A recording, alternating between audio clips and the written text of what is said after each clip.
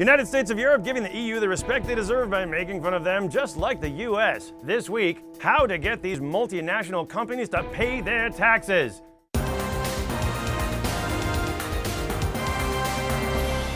Multinational companies, they're very creative with their bookkeeping, and sometimes they end up paying very little corporate tax. Apple, based in Ireland, pays less than 1%. Amazon, based in Luxembourg, as low as 1%. Starbucks, based in the Netherlands, pays well under 1%. Of course, it's a popular topic at presidential debates. 1 out of 4 profitable corporations pays nothing in taxes. And of course, if Bernie says it, then Hillary has to say it too.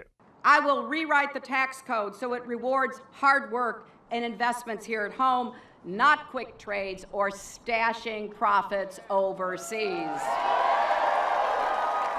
You know what? It's true. Someone should do something. And actually, in the EU, they're already doing it. The EU Competitiveness Commissioner has targeted multinational companies like Fiat and Starbucks for tax clawbacks. And Apple may be next, with an EU committee considering a potential penalty of 17 billion euros. 17 billion?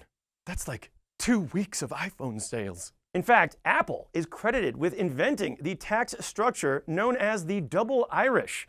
And Ireland has received criticism for its tax structures and its low corporate tax rate of only 12.5%.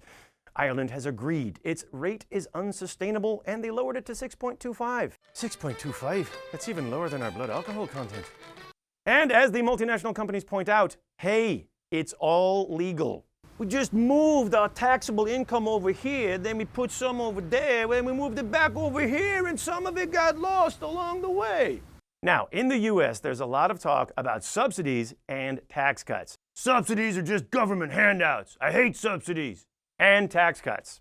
I love tax cuts.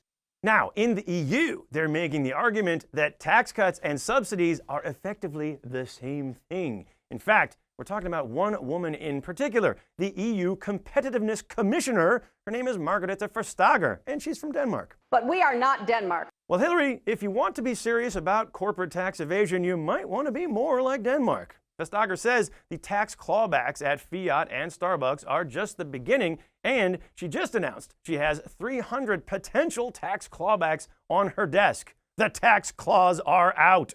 Anyone could be next.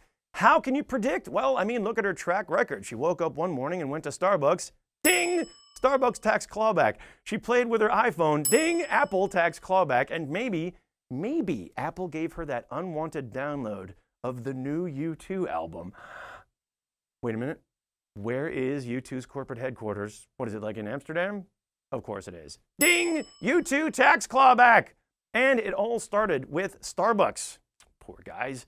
They're already the target of this whole War on Christmas campaign. Do you realize that Starbucks wanted to take Christ and Christmas off of their brand new cups? That's why they're just plain red. And now Starbucks are the target of a huge tax clawback. Well, now Starbucks will have no choice but to put the Christmas stuff back on their cups and then claim to be a religious organization, which is the best way to pay zero tax. For United States of Europe, I'm Greg Shapiro.